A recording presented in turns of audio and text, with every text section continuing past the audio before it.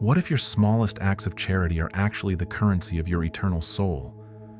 We often think of death as an ending, a wall, a full stop at the bottom of a page. But ancient traditions, from the Egyptian Book of the Dead to the Tibetan Bardo Thodol, have whispered the same quiet secret across millennia. What you gave in life determines where you go in death. What if that isn't metaphor? What if kindness is literally building the map for where your consciousness travels next? Today, we explore a convergence of spiritual philosophy, quantum biology, and consciousness research. And what emerges is startling. Every selfless moment may be creating a spiritual resonance, an echo that does not fade when your heartbeat does. It follows you. We begin with a deceptively simple question. What is kindness at its most fundamental level?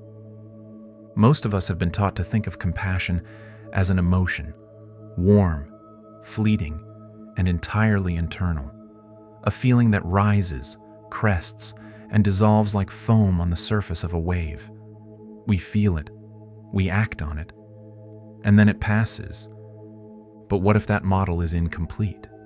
Across multiple disciplines, from quantum biology to psychoenergetics, researchers have begun examining a radical possibility that human intention is not merely a thought that vanishes into neural noise.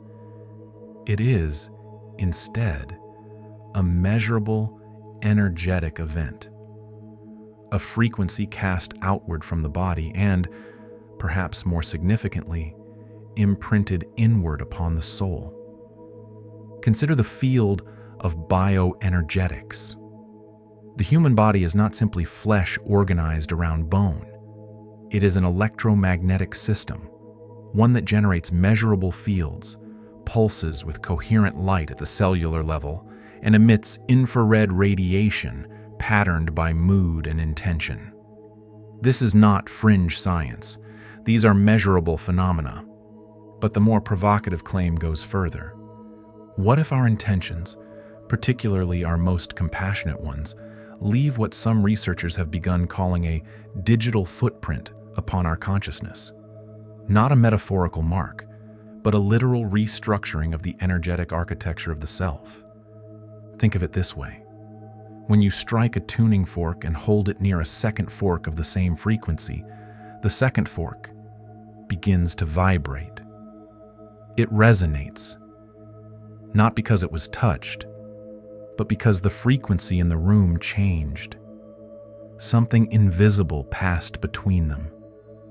Now imagine that every act of genuine compassion, every moment of real, selfless giving, is a tuning fork struck in the chamber of your soul. The vibration doesn't stop when the moment ends. It accumulates. The ancient Vedic traditions described what they called karma, often misunderstood in the West as a simple cosmic ledger of reward and punishment. But the original Sanskrit concept is subtler and more physical than that. Karma is literally action. And more precisely, it is the energetic residue that action leaves upon the actor. Each deed does not merely happen and pass, it shapes the doer. The Sufi mystics spoke of the lataif, subtle spiritual centers within the human body that they believed could be refined or coarsened by the quality of one's actions across a lifetime. The more one cultivated compassion, generosity, and love, the more these centers vibrated at what they called the divine frequency, a state of readiness for what comes after. Modern bioenergetic research is perhaps unknowingly circling the same territory from a different direction. Studies in cardiac coherence, pioneered in part by the HeartMath Institute, have demonstrated that sustained states of compassion, gratitude, and love generate measurable shifts in the electromagnetic field produced by the heart. The heart, we now know, produces a field that extends several feet beyond the body. It communicates.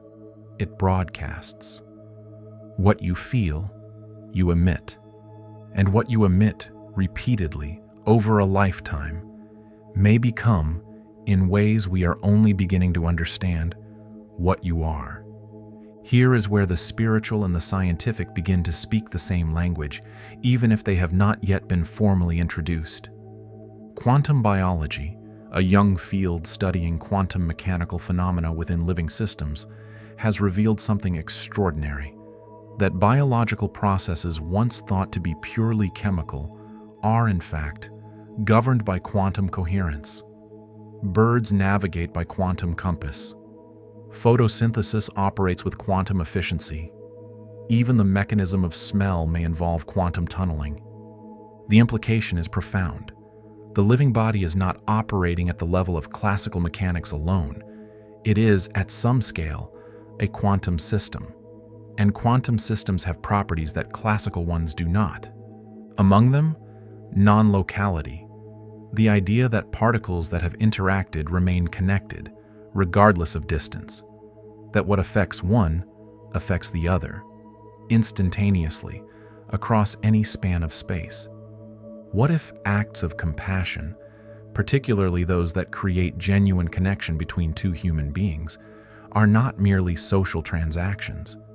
What if they are quantum entanglement events, moments in which two conscious systems become, however briefly, one system? And in doing so, both are permanently altered at the level of their energetic architecture. This is not a claim that consciousness research has proven, not yet, but it is a direction in which some of the most serious researchers in fields from quantum cognition to consciousness studies are pointing, and it carries a staggering implication. Kindness may not be fleeting. Kindness may be permanent. Which brings us to the question of transition. Nearly every tradition that has reflected seriously on death has arrived at a similar conclusion. The state in which you approach death shapes the experience of what lies beyond it. In the Tibetan Buddhist framework, the Bardo, the intermediate state between death and rebirth, is navigated by the quality of the consciousness that enters it. A mind trained in compassion and clarity moves through the Bardo with recognition and ease. A mind clouded by attachment or cruelty finds it bewildering, terrifying, lost.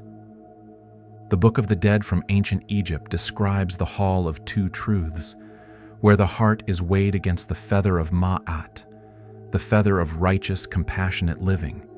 It is not a punishment. It is a calibration. The heart that has been made light by love passes through. The heart made heavy by harm does not. And now consider this through the lens of everything we have discussed. If acts of kindness genuinely alter the energetic frequency of our consciousness, if compassion literally restructures the vibrational architecture of the soul, then a lifetime of genuine giving does not merely make us good people by some moral accounting. It tunes us. It prepares us. It raises the frequency of the instrument that our consciousness is, so that when the moment of transition comes, we are already vibrating at a rate compatible with whatever higher frequency environment awaits. The afterlife, in traditions from near-death experience research to the mystical branches of Islam, Christianity, Judaism, and Hinduism, is consistently described in terms of light, of overwhelming, coherent, luminous energy, of love so intense it becomes almost unbearable for those who have glimpsed it and returned. Perhaps the map to that place is not written in doctrine. Perhaps it is written in deeds, in the quiet accumulation of moments when you chose, against the friction of self-interest and fatigue and fear, to give something of yourself to another. Perhaps every act of charity, however small, however unwitnessed, is not lost. It is stored, not in some external ledger, but in the vibrational signature of your own soul. And when the body finally falls away, and consciousness stands alone at the threshold of what comes next, It will not be your possessions, or your titles, or your accomplishments that determine what door opens. It will be your frequency, the echo of kindness. It was never just a feeling, it was always a preparation.